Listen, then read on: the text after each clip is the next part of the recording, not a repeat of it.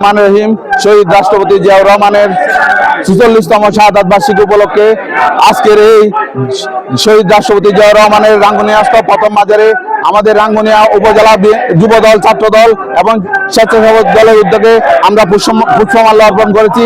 আপনারা জানেন শহীদ রাষ্ট্রপতি জিয়াউর রহমান এদেশের মানুষের জন্য গণতন্ত্র প্রতিষ্ঠার জন্য কাজ করে গেছেন। তারই ধারাবাহিকতায় তারই সেই চিন্তা চেতনাকে লালন করে বাংলাদেশ জাতীয়তাবাদী ছাত্রদল এই ছাত্রদলকে শহীদ রাষ্ট্রপতি জিয়াউর রহমান নিজ হাতে প্রতিষ্ঠা করেছিলেন।